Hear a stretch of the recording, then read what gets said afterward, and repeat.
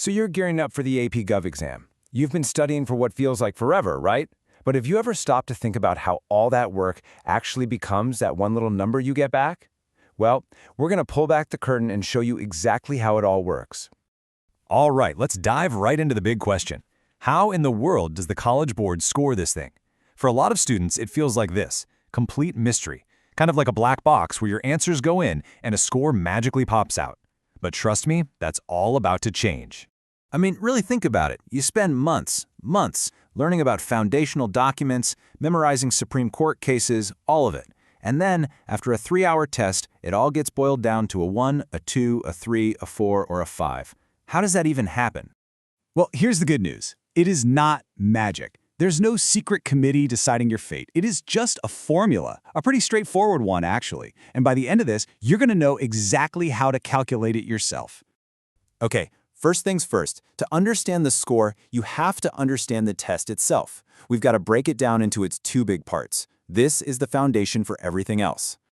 So, the single most important thing you need to get is this. The exam is split perfectly in half, 50-50.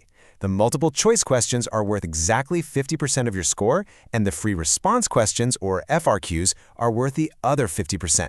This means you can't just be good at one, they are equally important. Now let's get into the nitty-gritty of the format. On the multiple choice side, you've got 55 questions to answer in 80 minutes. Then for the free response section, you get a little more time, 100 minutes, but you're going to need it because you have to tackle 4 different essay-style questions. And listen, those 4 FRQs are not all the same. It's not just writing the same kind of essay 4 times. They're designed to test totally different skills. You'll have to apply a concept, analyze some data, compare a couple of Supreme Court cases, and write a full-on argument essay. It's a real workout for your brain. Okay, so now we get the two halves of the test. Let's get into the math. And don't worry, it's not super complicated. We're going to see how your performance on those 2 sections gets combined into what the College Board calls a composite score. So before we do any fancy scaling or anything, we start with your raw score. It's as simple as it sounds. For multiple choice, it's just the number you got right. That's it. For the free response, each of the 4 questions is worth a certain number of points, and they all add up to a maximum of 24 raw points. Now this is a huge strategic tip, so listen up. Since there are only 24 possible raw points in the FRQs, but they're still worth half your grade, each individual point you earn on an essay is mathematically worth more than a single point on the multiple choice. That is a game changer for how you should study. So this brings us to the actual calculation. It's basically a 4-step process. You find your raw scores for each section, then you scale them so they're weighted properly, and then you just add them together. You know what? Let's just walk through an example to make this super clear. Okay, let's pretend you just took a practice exam. Your results are in. You nailed 40 out of the 55 multiple choice questions, and you got a really solid 18 out of 24 possible points on the FRQs. So let's calculate your score. First up, we scale that multiple choice score. We take the 40 questions you got right, we divide it by the total of 55, and then we multiply that number by 60. And that gives you a scaled MCQ score of 43.6. Simple enough, right? Next, we do the exact same thing for your FRQs. We take your 18 raw points, divide by the maximum 24, and multiply by 60. And boom, that gives you a scaled score of 45. See what I mean? That strong FRQ performance really pays off, giving you even more scaled points than the MCQs. And for the final step, you just add them up. Your 43.6 from the multiple choice plus your 45 from the free response gives you a grand total of 88.6, which we'll just round up to 89. That's your composite score, out of a possible 120. So you've got a composite score. In our example, it was 89. But what does 89 even mean?